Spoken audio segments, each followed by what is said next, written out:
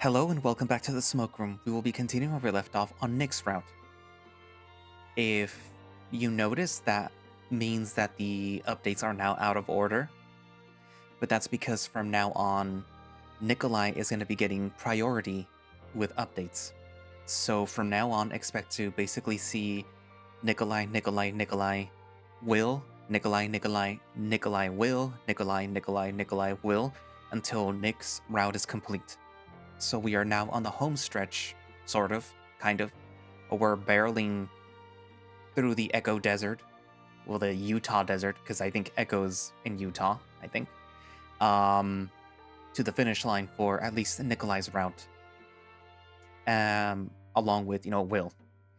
So if I understood this correctly, first it's going to be Nick with Will, being updated every 3 updates, and then Murdoch with Will being updated every 3 updates, and then I think Will, and then finally Clifford.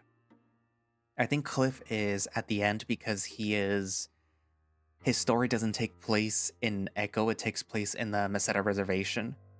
So I guess it kind of makes sense that way. It kind of sucks that Will gets kind of put second to the last, but I guess his story is a little different too. It's still taking place in Echo, with everything happening around being the same that is happening in Nikolai and Murdoch's route, but his story is focused on something a little bit different, I guess. Anywho, so yeah. Anyways, without further ado, let us, I guess, begin what could be considered the beginning of the end for Nikolai. And this update will be a little shorter and focuses on if you decide to be friendly with Yao. So that's something to take into consideration, because I think maybe the next update will be what happens if you're not friendly with Yao. I'm not sure that I would probably record that though, because if I'm recording this, that means that I'm following this path. But if anything of note happens, then I will let you guys know. So yeah, anyway, so without further ado, let us begin Nikolai. Well, let us continue Nikolai, I mean.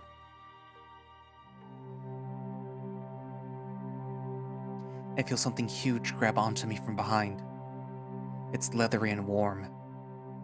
Sam, we have to go. I open my eyes. There's nothing there. Nick's paws on my shoulder squeezing me tighter. God. My voice is hoarse, like my throat is all scratched up by sandpaper. Where'd it go? It went into the water. Without a splash? Yao shakes his head. It was silent, like butter melting over a hot surface. But it was huge. And that is why we need to go. They both grab the sides of my arms and lift me up. But where the hell are we gonna go, Nick? Ain't nothing gonna make that monster let us alone if we spend our time here moving rocks. But that is the only way out. Isn't that right, Yao? The tiger had crossed his arms, saying nothing. He looks like he's thinking. You're quiet, Yao. There is another way out. My heart rises in my chest, and both me and Nick let out huge sighs. We're gonna be okay. Nick hums and looks to the side. Now it looks like he's the one that's thinking. Yao, why did you not say so earlier? The tiger doesn't answer again for a while. Because it is dangerous. More dangerous than waiting here? Probably. Nick blinks. But why? The tiger stretches and then claps his paws in front of him and behind him. Nick raises his tone. Yao! The tiger stops and then lets out a breath of air. Then he nods, as if determined to do something. It goes to the bottom of the mind. So that's what he meant when he said that he knew what was at the bottom of the mind. He's been there. But why couldn't he bring it up before? Especially when Nick was struggling to believe that there was anything wrong down here. What do you mean the bottom of the mind? We've been on the level below this before. Yao shakes his head. They kept telling us that they are going to go lower. But I told you that they kept putting it off. You never told me that. Perhaps not explicitly. The tiger and the badger stare one down for a moment. But finally, Nik shakes his big head and breaks the tension. Fine. Just tell us everything that you know. Yao closes his eyes, leans to the side, and stretches his neck. Then he opens them and begins to speak. You remember our conversation about the strange shape of the tunnels? How they are curved and snaky rather than lined into rows? The tiger clears his throat. Right. I believe that the odd tunnel shapes in this mine does not come from just a desire to confuse us. I believe that they also want to explore as much as they could to their maximum capacity horizontally rather than vertically. He adjusts himself, takes off his cap to wipe the sweat from his brow, and then fits it back on tightly. Perhaps past that capacity, since our lives mean little to them. But I know that they dug deeper once. Because I found it. Something about being down here in the dark is making it hard to focus again. I don't know if it's the panic setting in or just the fatigue from the thinner air. But there is a numbness filling my body. Like I'm here, but also I'm not. It almost feels like a waking sleep. And still, both Nik and Yao are acting awfully indecisive for two people in danger. Hold on. This does not make sense to me. Why go deeper if we want to get out? Yao crosses his arms. Because it leads to the Hendrix Manor. That only makes Nik look more confused. Why would it lead to the manor? It is not the only part of the mines that leads to the manor. But I have some ideas. He looks at the badger again. Do you not? But that would mean that they knew the gold was here. It does. But they do not have us extracted. It does not seem like Ben's people have been here before. The muscles on his back shift as he changes his posture. I have a feeling that they have not as well. Extracting this gold seems like something that the bosses want us to do as little as possible. You'd think that it would be the other way around, wouldn't you? You would think. So, why? The creature? I do not think the presence of the Christian devil himself would dissuade Briggs and Hendrix from their gold. But Ben, Nate, McKinney, those were Briggs's men. They hold no loyalty for Hendrix. But you're saying this tunnel connects to his house. His property. Surely James has to be in on this. Yao shakes his head. I do not think that he knows this connection exists. Nik rolled his eyes. That's unlikely. He doesn't speak what he thinks like Briggs, but he's just as twisted. You misunderstand me. I do not think that this land would be undisturbed as it is if James knew. Briggs doesn't tell things to James. They both turned to me for breaking my silence. He said your daddy was better when he stormed out of the office a few days ago. Maybe his father knew things that were never passed down. Sam. What, Nik? You do not sound so well. I don't feel so well, Nik. Nik puts his hands on his hips and frowns. What is the fastest way through, Yao? Yao shakes his head again. If we are brisk, we can make it through the bottom of the mine in 2 hours. Then let's go. I would feel better if we came to a compromise. We do not need to talk about this anymore. We need to get Sam out of here. What sort of compromise? Simple. There are 3 of us. 2 of us want to take a different course of action. Break our tie and I will support our decision. Is that okay with you too, Nik? That is fair. Okay then. Very well. I vote to stay behind and use the tools to clear the cave-in. I believe this is the best choice because we will be able to carry our gold with the least risk of suspicion and the fewest environmental hazards. I vote to go deeper into the tunnel. It is the fastest way to get you to safety, Sam. I am strong enough to carry the gold and I will make sure that neither of you get caught. What should I vote for? Well, it seems like I don't really have a choice now, do I? I guess we go deeper, or we go deeper. I think this has more to do with the fact that technically only this choice is being written right now. The words leave my mouth like cold breath. I think that's what I wanted to do. But it feels like my body is going through the motions, that it has to just get out of here. Are you sure that is what you want to do? Didn't you say that you would be fine with what we did if we put it to a vote? I did. Very well. We will not drag my feet. Thank you. You can tell us where to go. If it is dangerous as you say it is, then I will go first, and my light will help you guide us. You do not have to do that. Nik turns around, face to face with the owl. I do. He's breathing hard, his chest heaving up and down. You are the one who knows the way out, not me. Yao puts his paws on Nik's shoulder until his breathing slows. Okay, friend. Sam needs to get out. That's what matters. We all are getting out. That is what matters. I don't hear Nik breathe at all for a moment. Then I hear him let out a huge sigh. You are right. I am sorry. I understand what it is like to feel that you have to save somebody. Save yourself first. He looks at me. Afterwards, you can save him. I will not let you die here either.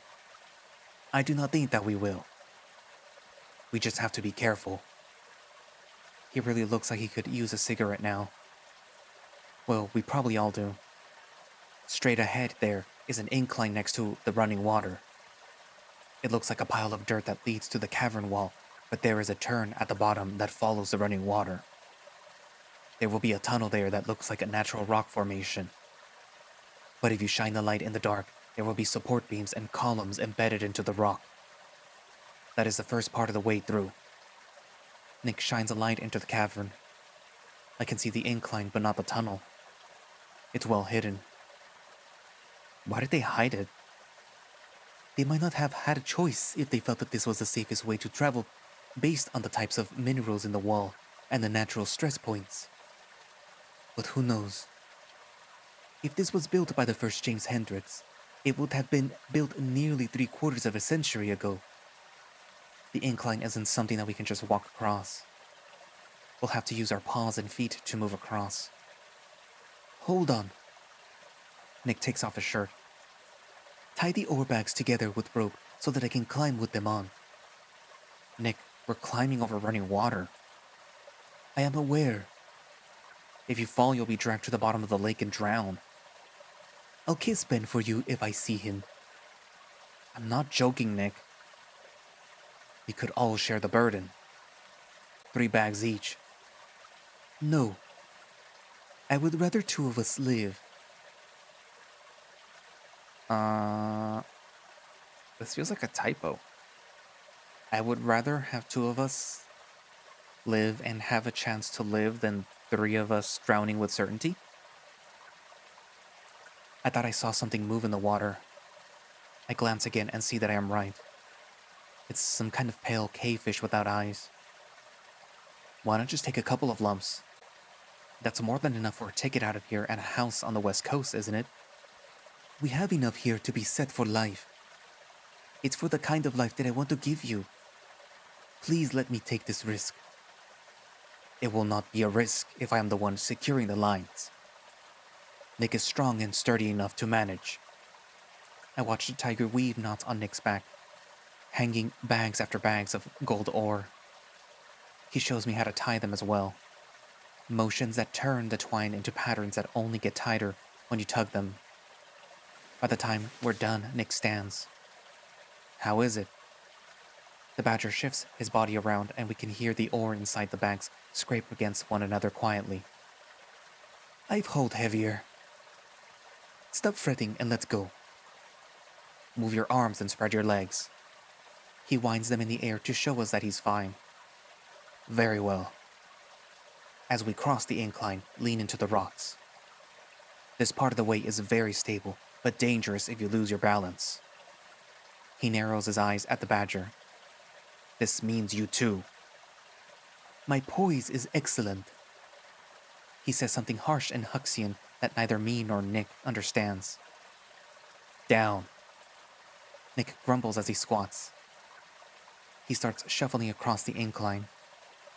Both of them are ahead of me. I squat as well, feeling the cold earth that slips beneath my nails.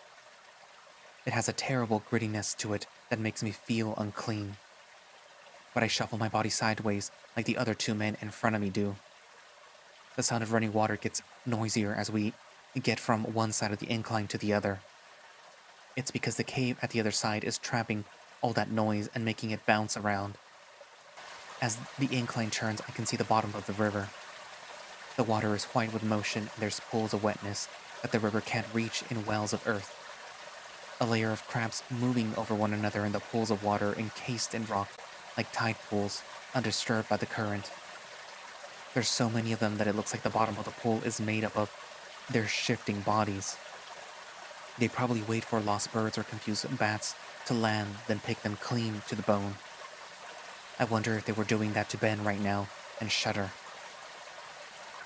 When we reach the other side, there is a round cave, like the tiger said. It's dark on the inside, but the exit is illuminated by blue light. I think that I can see another one of those blind fish looking back at me, but that don't make much sense because I'm staring at air, not water. I blink again, thinking that it will go away, but there's definitely something staring back at me with shining eyes. Because I see it blink. Either of you see that? See what? There's eyes shining on the other side of the cave. I wait for them to reply. I do not see any. Me neither. They're right in front of me. Still no. Also no. I'm starting to feel a bit frustrated. Of all the bullshit things that we've seen here so far, you can't tell me that you don't see the damn pair of pale eyes looking right my way. I wait again for their replies. Sam? He sounds worried. My tone must have been harsher than I thought. I'm stung with guilt. We said that we do not see eyes, not that there are no eyes. That is right. We believe you. I feel the warmth of both of their bodies next to me. Of course, that's when the damned eyes fade away. Nik is starting to smell like dirt sweat from the strain of carrying all that rock. Yao smells more like nerves. I don't think he's broken a sweat from the mining or the climbing anyway. It's right there. How big? Person-sized. Little person or big person? I don't know. Little? Maybe. Yao and Nik glance at one another. Let them try if they are small. He stops speaking and the eyes come back. You there! The eyes fade out. Really, Nik? What? Now, what's you there supposed to do? It is to say that you over there, we see you. Well, yes, I know, but how is that going to stop them from doing anything that they might be planning on doing? Well, I certainly wouldn't want to hurt them if they are small. Yao brings the digit up to his lips and hushes us both. By the way that they were looking to us, then away, I think that they want us to follow. That shuts me and Nik up for a while. Should we? This is the direction that we must go. So we have to anyway. I start walking, but something stops me. Yao is grabbing onto my arm, his claws painful. Shine your light on the floor, Nik. He does. The tunnel isn't a complete circle, more of a semicircle with a deep fissure below. It drops down into the rushing water. There are grooves in the sides of the wall to hold on to, but we have to walk forward carefully. Why careful? I feel a little of the earth slip beneath my feet as I lean forward. It feels like thick rock crunching against wet earth, taking surface minerals with it as it slips and slides forward. The thumbling sound of rocks meets my ears before silence, then a distant splash. We should be fine if we hold onto the wall and shuffle across. Keep your knees bent. Do not lock them. We don't speak as we start to cross a tunnel. I reach into the dark with my left paw first. There's something that feels like a metal bolt stuck into the wall. I don't want to think about the possibility of slipping, or the possibility of little creatures with shiny eyes climbing up the fissures in the ground with our backs turned, waiting to pull us down into the cold cave water with Ben, the blind fish, and the pale crabs. Every thread of fur on my back stands on end because I know that feeling, like I'm being watched. I feel it stronger than I've ever felt it before. But if I turn around and scream at my imagination, I'll probably just let go and take a tumble. And that would be the end of my damned idiot self. Thankfully, it's not a very long tunnel. When we all reach the other side without much issue, I feel my breath escape me with relief. This side of the tunnel is a lot better lit for some reason. Until we turn another corner. We walk across something that feels like stairs for a good while. That looks like an elevator shaft ahead. It used to be connected to the central shaft before they shortened the ropes. But is it still functional? Not without the right ropes or platform, Sam. We could probably descend to this level from the top, but not the other way around. My brow furrows. What kind of elevator goes down but not up? The one's not meant to be rebuilt every time it is used. Well, if it was used before, then there's probably material somewhere around here. Yao shakes his head one more time. He tugs my sleeve and guides me forward to what looks like the entrance of a rope bridge. Below it might be the deepest chasm that I've ever seen. At the bottom, most likely. I pinch the bridge in my nose. I mean, if the elevator shaft just connects to the mansion like you said, that's hardly scandalous, ain't it? If anything, I'd expect a crazy rich person to have secret tunnels to their businesses and from their properties. So, why all this secrecy? Why indeed? Yao, you really think that Mr. Hendricks doesn't know about this? I do not feel certain in my guess. But it is a guess grounded in many observations. Such as? Yao walks over to one of those big, cone-like rocks sticking out of the dirt. He fiddles with the back of it, and the top of the cone comes off. For instance, I do not think that this would be here otherwise. He reaches inside and then pulls out something metallic. Nik and I flinch when we make out what he's holding. A black revolver. He notices our posture and smiles. This is not for you, friends. Then, who is it for? Certainly not for the inside of a cave. I was just storing it. Inside of a rock? He nods, tucking the piece into his belt. How long do you think that I have left this here? Take a guess. I scratch the back of my head. A week? 3 months. I whistle and Yao smiles. There are many things in this mine that may not be as they seem. So, how do you know about them? The same way most people find out things. By being extremely nosy. The better question is why James does not know. Surely if his tunnel were in use by him, he would check his secret places from time to time. The gun would be gone, yes? He puts the gun back into the rock and closes it. Wait. The tiger's brow cocks as he waits for me to finish my interruption. Ain't it a good idea to take a gun with you, just in case we run into anything? It surprises me that he's just going to put it back inside. Makes me wonder what he plans on using it for later. Or if he's just going to leave it here for somebody else. I do not have a holster, and we still have some ways to go. I would not want to fire it and cause even more problems for ourselves. But what if we run into something? He gives me a hard look. Do you really think that a gun would change anything if we do? He waits for me to answer. I don't know. A pistol would probably do more harm to ourselves than whatever we saw back there. But what about anything else? The tiger shakes his head again. Nik cuts in too. If we were to get out in the open, Sam, I'd agree with you. But not in a cave. But if you need my protection, then my fists will be enough. Still, I'd feel much safer with a gun. But we leave it behind us as we approach the bridge. It looks very big and very old, but it sways with whatever's blowing against it in the cavern. Nik stops and kneels on the ground. Me and Yao watch him as he tries to pluck at the cord. Is everything okay? The badger stands and nods. This is safe to cross, at least on this end of the bridge. Is this as dangerous as it gets, Yao? Yao looks to the other side. I follow his gaze. For a second, I thought that I saw a child. Maybe a coyote or a fox holding something long, like a stick. But then I don't see anything. I wonder for a moment if I've just seen a genuine ghost. The bridge is not what is dangerous. He starts walking.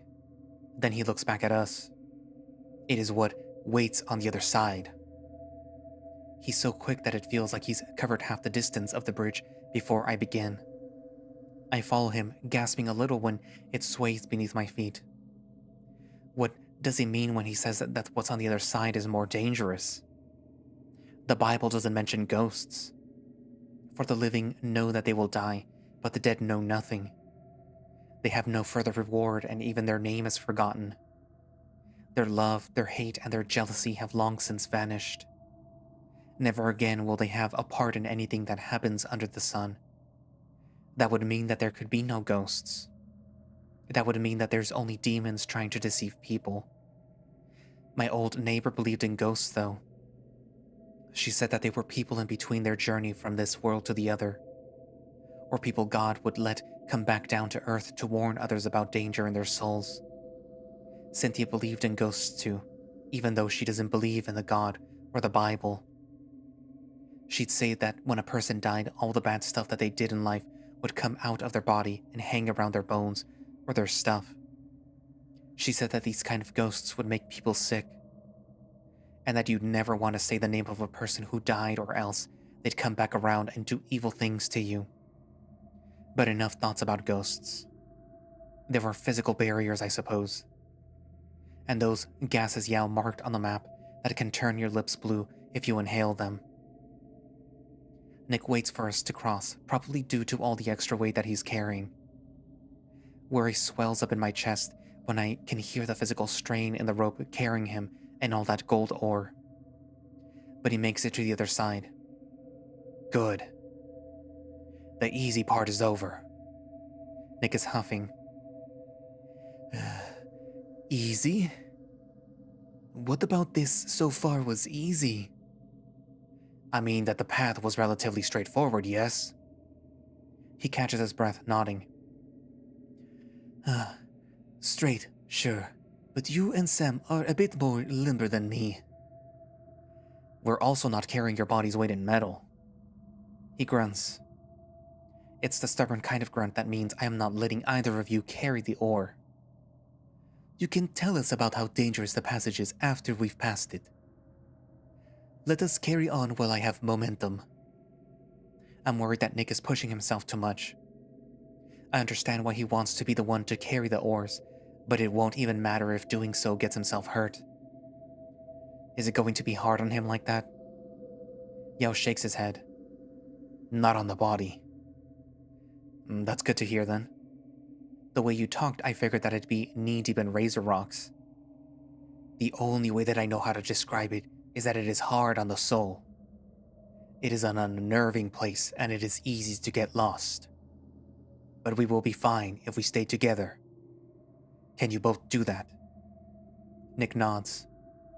I purse my lips and grunt, a little annoyed from the non-specificity in his answer. He leads us into another tunnel entrance that then narrows, transforming into wide slates of rock that I can only best describe as steps. There's evidence of society here, with the iron lanterns bolted into the stone wall. We descend into the formation of a spiral, and what I thought was going to be a quick walk down turns into an endeavor. Say Yao? Sweat rolls down my back and my calf muscles start to burn. He answers with a hoarse grunt. How far down do these stairs go? Just be glad that we are not walking up them. Why should the stairs to the mouth of hell be quick? Nik lets out a grunt as his side bumps into me. Sam, why did you have to stop in front of me so suddenly? I feel like I've heard this voice before, but it's a voice I had gladly forgotten. I don't know. Yes, you do. You thought that you had gotten away. But you're back here, like you always would be. You couldn't run from your sins forever. I don't want to address its presence. I don't know. You're repeating yourself, Sam. I'm sorry, what did you say again? He touches my shoulder and grabs it. Do not worry about it. Let's just keep going, yeah? Yeah. My steps start to turn into a hobble the longer we descend.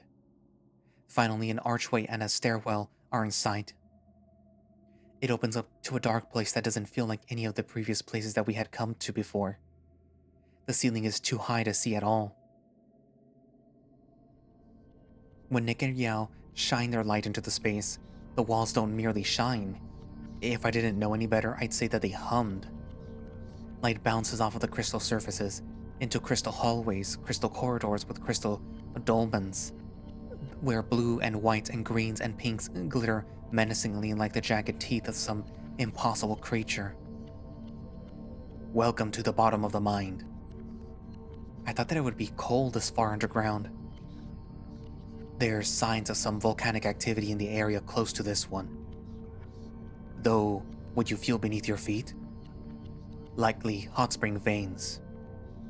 Less impressive, but just as absurd, is the brown-gray mound just outside the entrance of the hallway.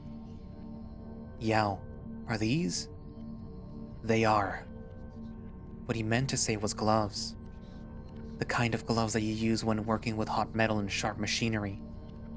Hundreds, maybe thousands of old leather gloves of varying sizes in a massive pile without any meaning to them or purpose to them. But why? Why gloves?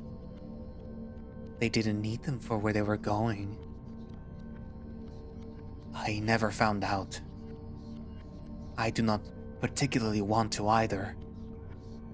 Well, Hendricks are weird, aren't they? I say that ignoring the voice, the one implying to me that people are drawn here, that they crawl here on their bellies, hands first and alone, and make the journey directly into hell. Maybe this is some kind of art piece. This ain't an art piece. That honestly would not surprise me.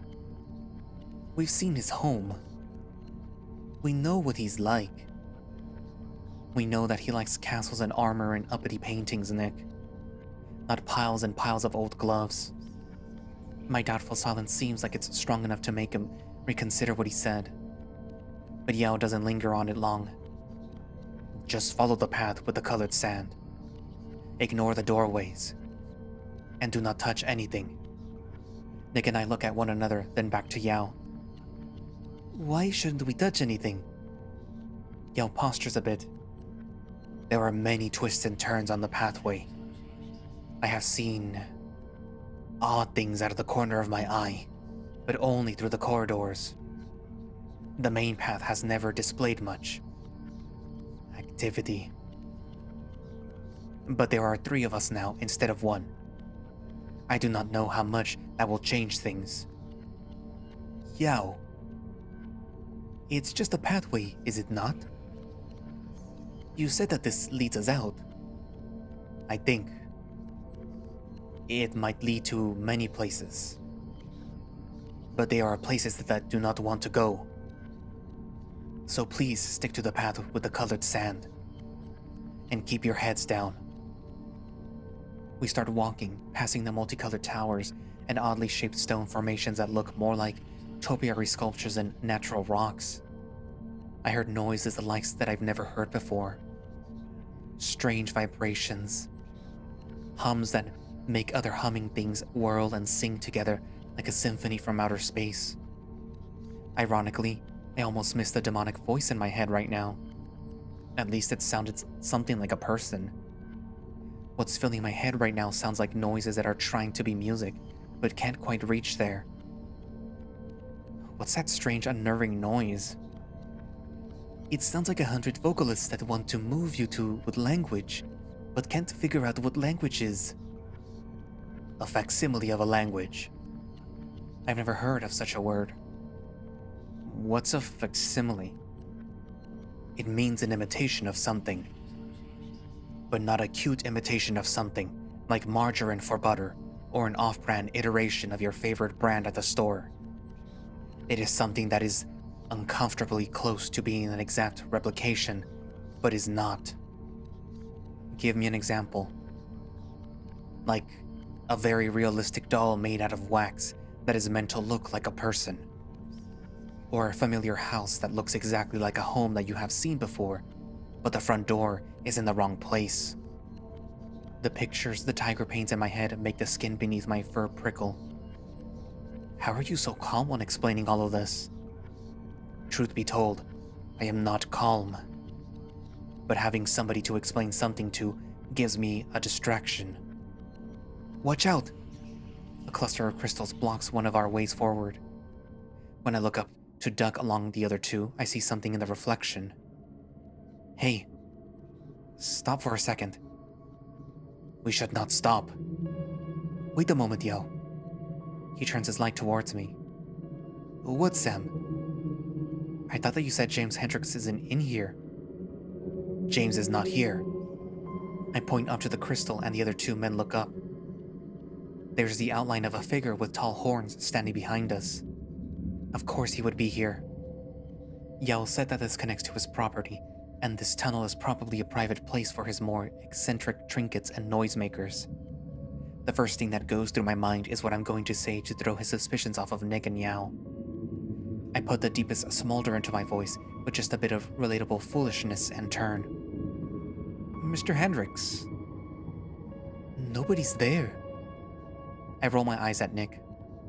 But he's right. The hallway is empty. I look into the crystal again. And we all do. The figure is there, still standing, horns above all of us. You see him in the reflection, don't you? Yes. I see something. I half suspect that if I look away, then back to the reflection, it won't be there anymore. Like some sort of parlor trick that's meant to scare me. But the ram is always there. Standing over us. Very close and never moving. There are always unnerving things to see here, if you'd look long enough. I said before that stopping was the wrong idea. Let us keep moving. We leave the reflection of the ram behind us. I don't want to upset Yao or slow Nik down any more than I already am because of the burden of the ore. But it's hard for me to not want to look, and not want to wander. People spend their entire lives thinking about the mysteries of the world. They think about what their life means, or what it amounts to when they die, or if there's anywhere at all to go to when they die. Hell, some people kill one another over it, because they think that they know the right way to be, and that if they aren't, then they'll be punished when their time comes. If this were some kind of gateway to hell, or some kind of gateway to somewhere, wouldn't that at the very least be an answer to life after death? Most people never even have an opportunity to know. Are we passing up the opportunity to do so by rushing by, ignoring all of the things that might harm us? Because we're afraid? Because we simply don't know? Curiosity killed the cat is a saying for a reason, you know. Did I ask? I was being profound. I could have got you down here sooner. Eat my entire asshole. Do you think somebody is laughing with you? There's nobody to perform for down here. If you're so smart, then how come you ain't got a body? No response. I have yours. Fuck you. You sulfur-spewing bitch. Who are you talking to? Huh? You're whispering to yourself. Loudly. Oh. I said that because I fell. His hands are on his hips. That didn't work the last time that you said that to me. It won't work this time. It sounded like you called me a bitch. I'm really sorry, Nick. That wasn't to you. He looks like he's studying my face. Then to whom? I look away from his gaze. I just have conversations with myself a lot. His brow lifts higher. Lively ones. I'm a lively guy. I'm surprised Yao hasn't said anything about this, but Yao generally keeps his criticisms of other people left unspoken. That's when I notice Yao isn't here anymore. I turn around to make sure that I am not missing him, staring at us both with an amusing sort of condescension. But he's not there. Nick? Did Yao say that he was going up ahead of us? When I turn around, Nick isn't there either. The hallway is empty. All around me, I only see doorways constructed from crystal, and the hallway in front of me. The sand beneath my feet flows a different color when I touch it before going back to its white glow. In one of the doorways, I think I see a small child with his back turned towards me. He's a fox in flannel and jeans, and he's holding a fishing pole. The shape of his head changes, like he's smiling, but I can't see the front of his face. Come on! He sounded very polite, and he waves at me without looking at me, and runs sideways through the part, past the dolmenite that I can't see.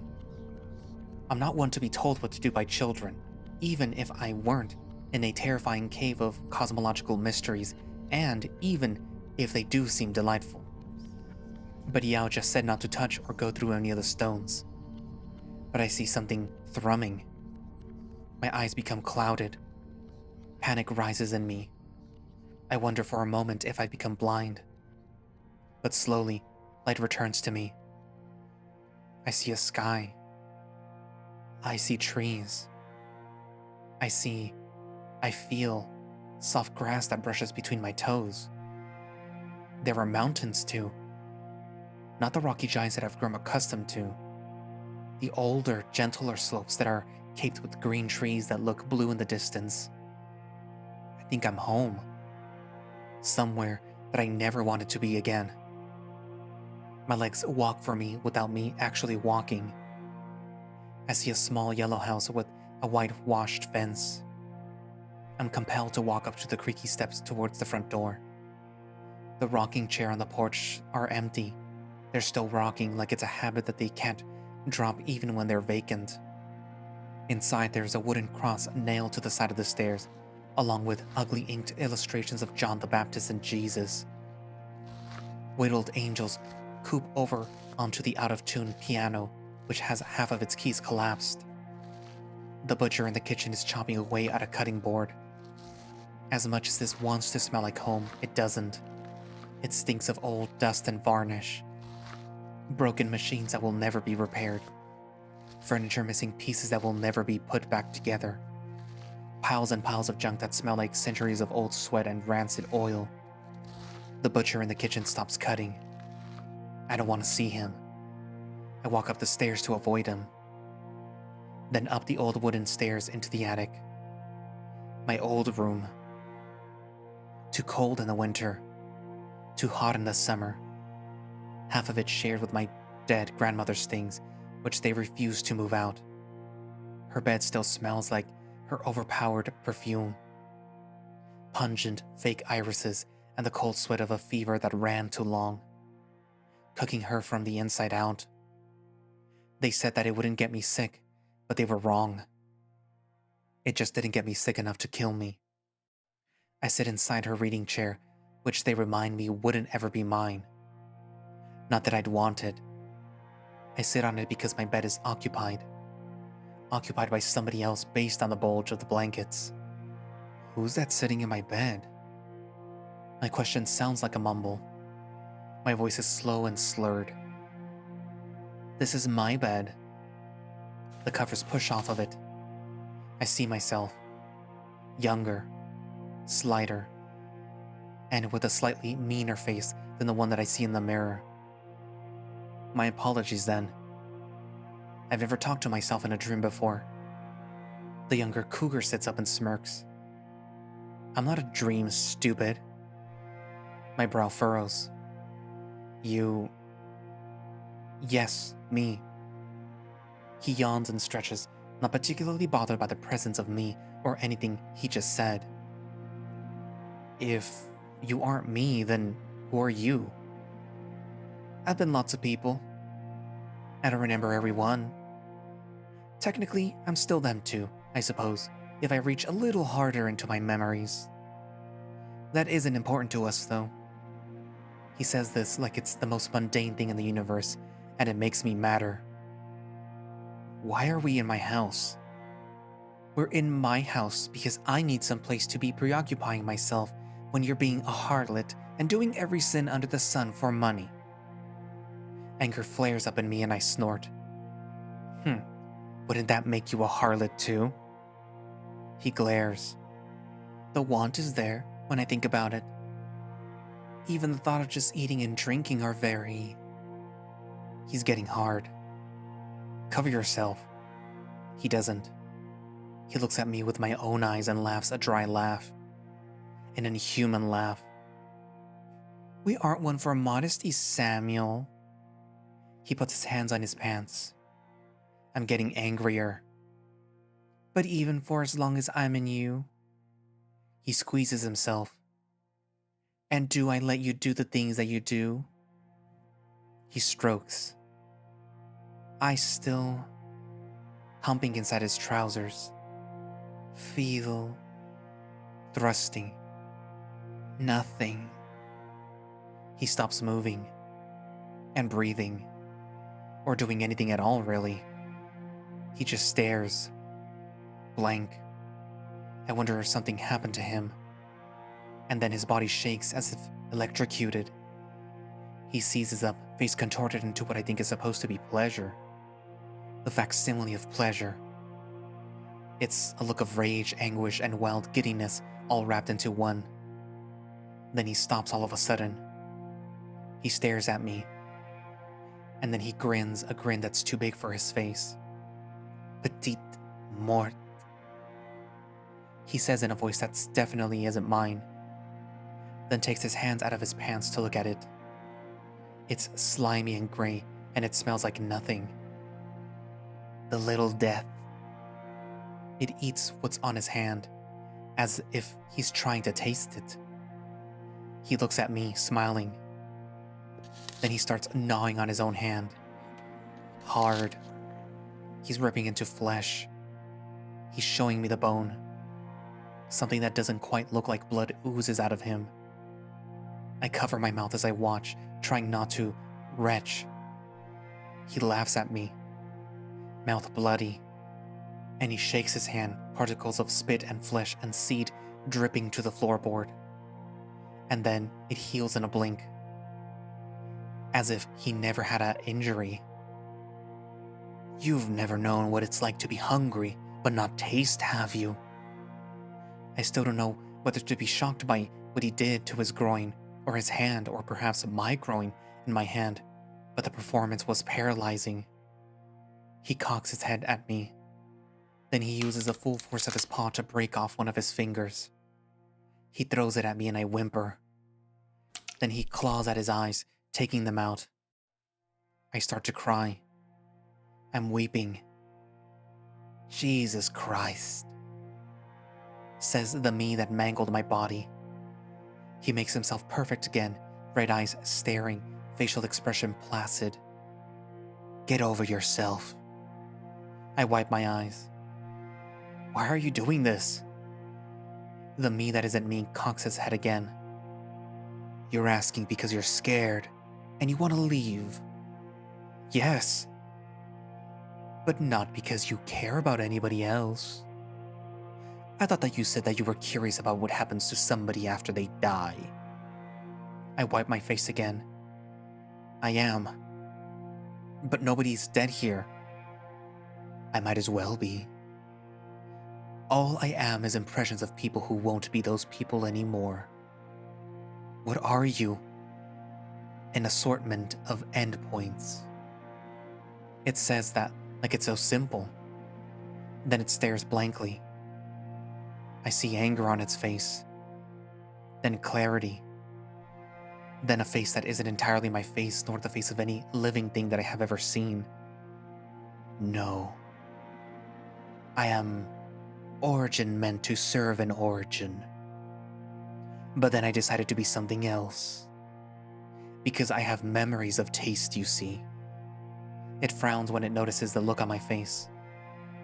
I know now that you won't understand no matter which way I explain it, because I am inside you and know all the secrets. So we are going to skip all that funny business. You are merely a boat that I am sailing, and I have directed the sails. I became a part of you when you let me in. But we're at our port soon. And I need to prepare when the wind blows in the right direction. Suck in some air. Then I breathe. Then, what was the purpose of all of this? It blinks at me, as if offended. The purpose? Why, the purpose of all living things. To survive. Its voice changes to sound more like me again. Ain't that what you believe deep down, son? I blush with shame. But there's still something strange about conversing with a thing that understands how you think, but not entirely how you feel. Like it can relate to me with all the bad, but any of the good is a mystery. Like a wild bear pawing at a washing machine because it thinks that there's honey inside. The other me rises, adjusting its suspenders, shaking his head. Welp, it's time for me to go now. Goodbye, dumbass.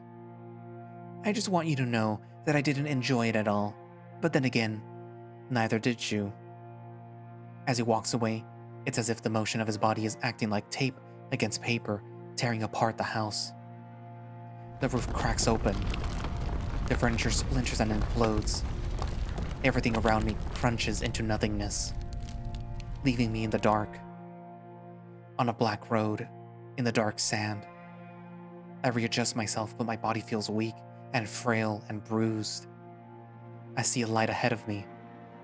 I think it must be one of those weird crystals, but it's more so looks like the headlights of a machine.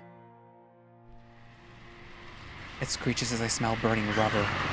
The machine plows into me and it hurts. It caught my shoulder and my neck. My bones feel broken. The voice of a man and a woman are arguing. Briefly, the pressure of the load on top of me lessens. But then, they drop it on my head. I feel my skull crack. But somehow, I'm still awake. They drop it on me again. And again. Every single time cracking me open in a slightly different way. It hurts. I want to scream so bad, but there's no way for my throat to make noise anymore. The male voice says it's not his fault. The woman says that she doesn't want to go to jail. The conversation plays slightly different every time. But I don't care anymore. Because I'm in hell. And this is all that my life amounts to.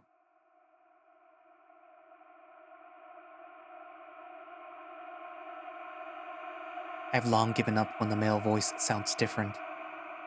The woman's voice is replaced with the man as well. I told him not to go in there. Well, he is. You don't know what will happen if you go in. That does not matter to me. I stop thinking. I stop hearing. I just rest. Until I smell metal. And sweat. And the musky scent of a badger. Nick is staring down at me. Tears are rolling down his face. When he sees me blink, his head falls into my chest. His heavy wails fill the caves. The tiger is by my side too. He isn't crying, but he looks changed. Shaken. He pushes the liquid into my lips with one hand while quickly grasping at my arm, my neck, my legs. I do not detect signs of physical harm. Dehydration is my best bet. It was like he was hollow for hours. Nick says that from broken sobs. Something did something to him. Fine, Nick. He gasps and dips in to hold me tighter. I wince because I don't think that he realizes how uncomfortable it is to have almost 400 pounds of badger press bags of hard ore to your body. He figures it out and pulls away, clinking with his hands behind his head. Can't we go now and get out of here? Or do me and Yao need to carry you out? I push him away from me. Gently. I feel fine. No more carrying my weight, you hear? Drink more water. It was not a question. I nearly spilled it down my front with the way that he's holding it down on me. After showing him that I gulp it down my throat, if a bit defiantly, I push the canteen away, gasping for a breath. See? I'm good to go. The both of them help me up despite my grunting. I'm a little wobbly at first, but I can walk fine. Nothing is broken. Nothing is bruised. I just had a bad dream in a bad place. And soon we won't ever need to come back. After 30 minutes or so of hobbling forward with both of them beneath my arm, we make it to another staircase. Unfortunately, there is a lengthy walk up as well. I don't care. I'd walk a stairway the length of the whole goddamn state just to get away from here. Nick's shirt is so slippery with his sweat that he's getting hard to hold on to. Even Yao is starting to perspire. They both look forward, not speaking, dragging me with them with heavy steps. Foot by foot is an ascent that I know that will take at least an hour. We're going to be walking for a long time, so I might as well bring up what happened. What happened while I was out down there? There is a tick in Nick's face. He shakes his head. You weren't out at all.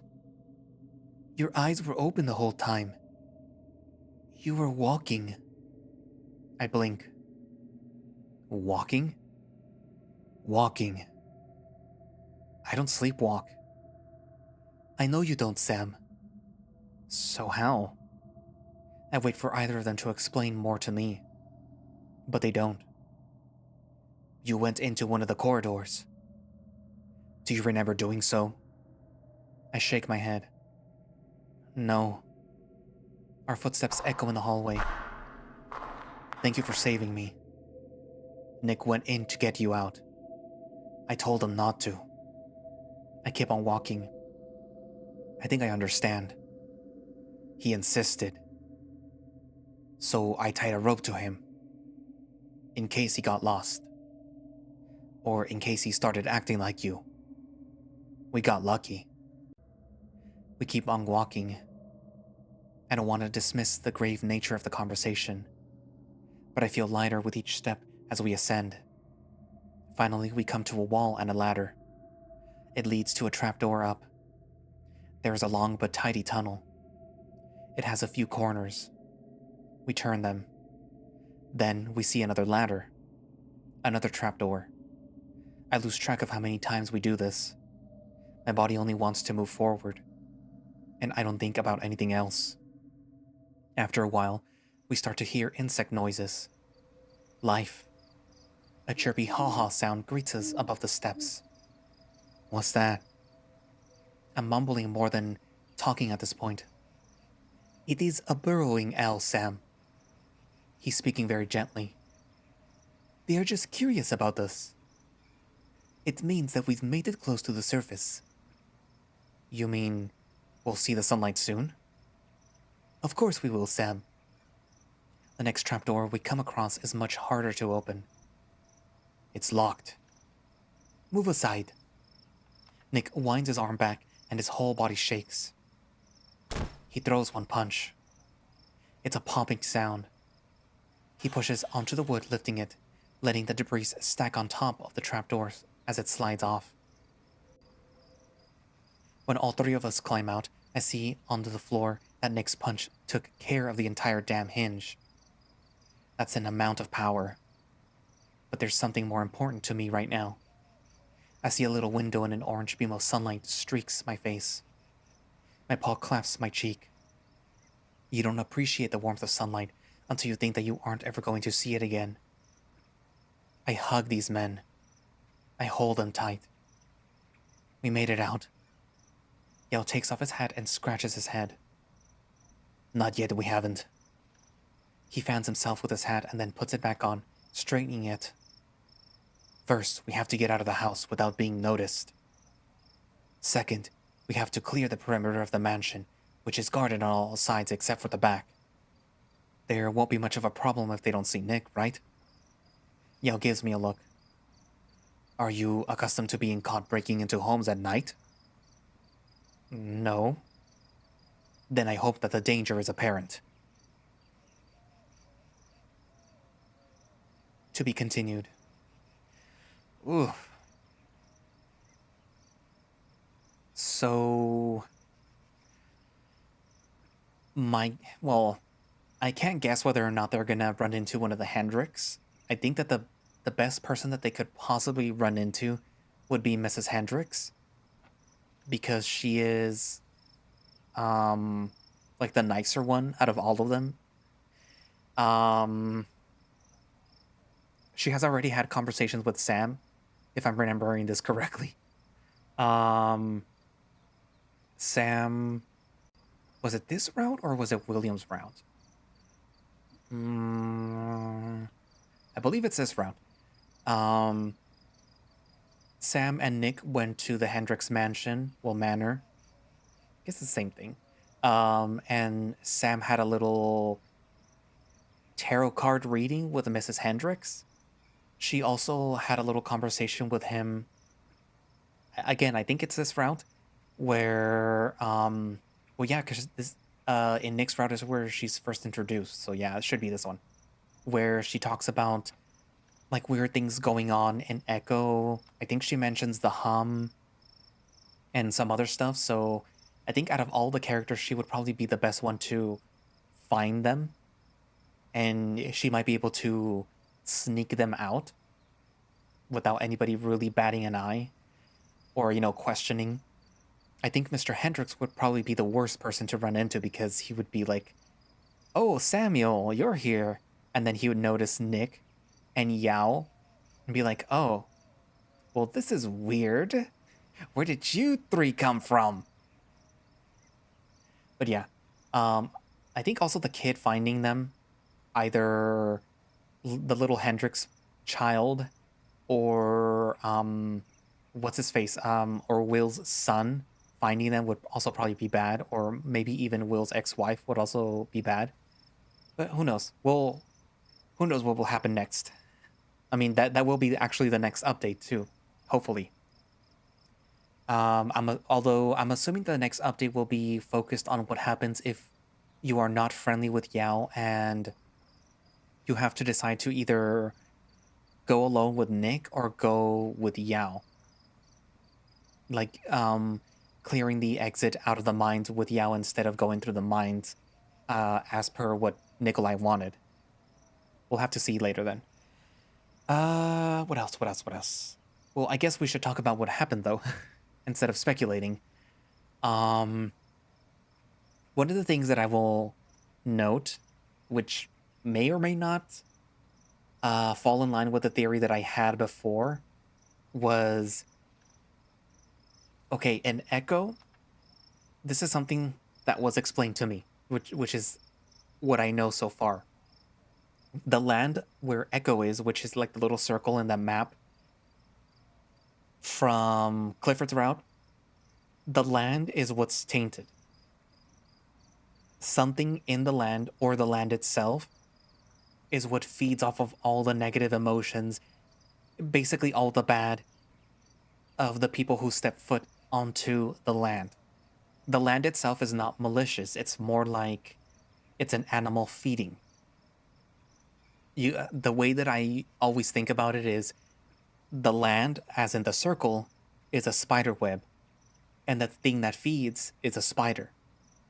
But you can't think of the spider being evil because it's just an animal that's feeding off of things that, happen to land on the spider web. So whatever it is, if it's a conscious being or if it's if it's a conscious being, it's literally just an animal feeding. I think that's kind of why in Echo, as in the original story, there was always this thing about like the tarantula, um, but also like the theme of spiders, and why in this one of the monsters is a spider or a spider like creature. And I think that even all these things, even the spiders themselves, are just sort of like tools for whatever it is that feeds um to cause these emotions to rise to the surface where it eats them.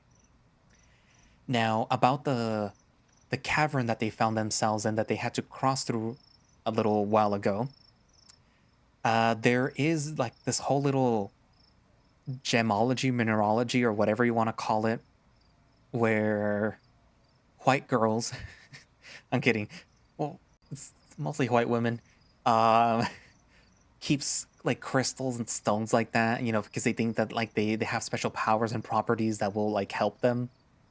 Like even in Murdoch's route, Murdoch's older sister, well, the eldest sister, the kind of crazy one, she keeps crystals, I think, under her bed. Like supposedly that's like gonna help her or something. I don't know. Um, but I believe that in this whole little wacky crystal thing, that quartz, which is very prevalent in that mine, um, that quartz is supposed to help clear out negative emotions, but if it absorbs too much negativity, it becomes a source of negativity itself. So, if the crystal cavern that they were walking through is a whole thing made up of quartz, maybe like a kind of like a geode, but like huge, um, there's perhaps the possibility that it contains a lot of negative emotions, or perhaps the way that that it that it came to be is causing something which radiates out the negativity that it's absorbing. Because as you could see when they went into it, they could hear humming. They could hear like the vibrations, I'm assuming, of the crystal. So perhaps the hum that they hear in certain places in Echo is radiating out of this giant crystal, well, not crystal, this giant quartz like geo thing, and it's near some volcanic activity. So that might also explain it, why it's there, because it's, it came from the out of the earth, and then it starts radiating these emotions, and maybe because of the way that it formed the crystals, instead of just absorbing it, it's also sort of radiating it back out. Sort of like it ebbs and flows, which would kind of go in line with what happens here in Echo, where after a certain while, it's sort of like a wave. It washes over the whole town or the whole area of the land, and then all of a sudden it just goes back out. I don't know, really. We'll have to see, I guess, eventually, or maybe it will never be explained. Maybe I could ask George, since he's writing this, what his reasoning for the crystal cavern was, or if that's not even geo, maybe, well, that's not even quartz, maybe it's something else. Who knows? But part of the reason why I go with the whole theory of it being quartz is because I have two quartz mines east and west of where I live. That's very interesting. Like, to think that perhaps these areas where there is a huge concentration of quartz could possibly also store or affect people's emotions.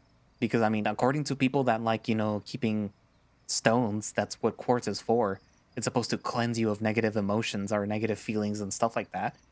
But what if something happened where the quartz can't do that anymore, or instead of it's uh absorbing it, it's actually spilling it out ever so often? Who knows? Also, I'm curious to know if the thing that was conversing with Samuel is the origin of the echoes. If you haven't already read Arches, or if you haven't seen my videos on Arches, you know that the way that Echo, as in the land and the town, operate is every little ghost or thing that you see is technically an echo, meaning that it's not a ghost, it's not a spirit or anything. It is literally like a fake, as they say, a facsimile of a person that died on the land. So the echo that was inside of Sydney in Echo, and the echo that was also inside of Chase and also Flynn for a short time, technically Echo Samuel wasn't actually the real Samuel. So it has all his memories, all his little mannerisms, all his snark, all his little everything that made up Samuel is there. But as is being explained here, it doesn't have any of the good in it. So while it could relate to you with the negativity, it can't really understand the positivity. It could only see the glass as half empty, not half full. So that could probably explain why that Samuel from Echo is so snarky and mean to Chase, and why it wanted to cause Sydney to basically hurt TJ. And why it made Flynn feel so weird. Like, why am I attacking Chase? Why am I being this way with my friend? I mean, sure, he did reveal, or somebody did reveal that, Chase may or may not have killed Sydney. This is all spoilers, obviously. Um, he may or may not have revealed information, but like even Flynn was like, this feels weird. Like somebody is like pulling my strings.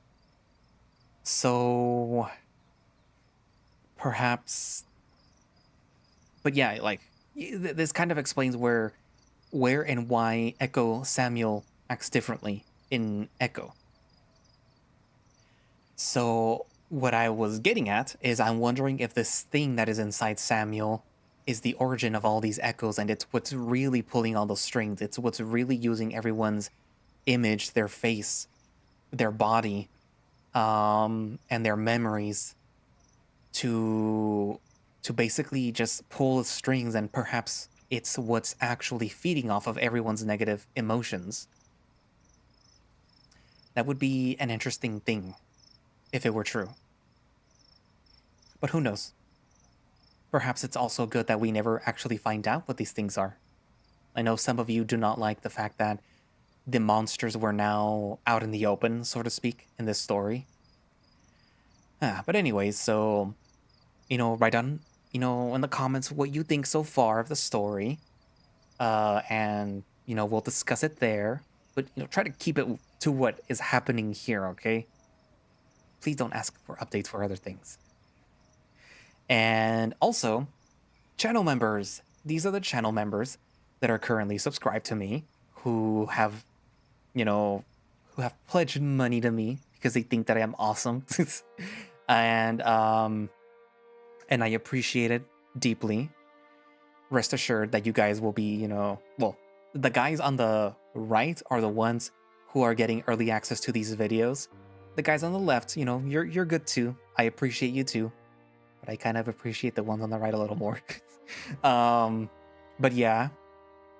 So, channel members, subscribe if you want early access to these videos. All of the ones.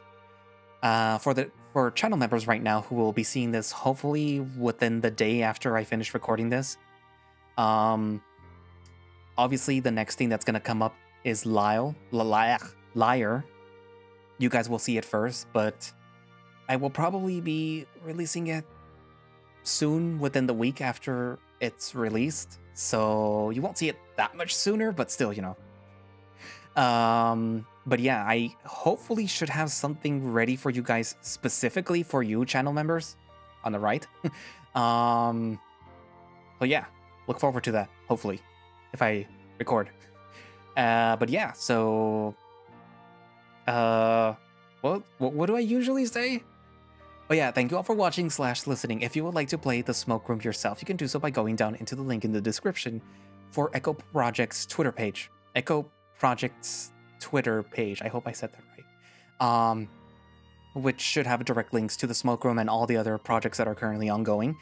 And I will also be linking down their Patreon, where you can subscribe to them and get early access to builds of the Smoke Room, Glory Hounds when it updates. Hopefully that should be soon. I believe that they're mostly just waiting on art assets, and they're the ones that release basically the finished product for Patreon first, and then like a week later it's for like public. Well, not a week later, like a month later, but still, you know what I mean.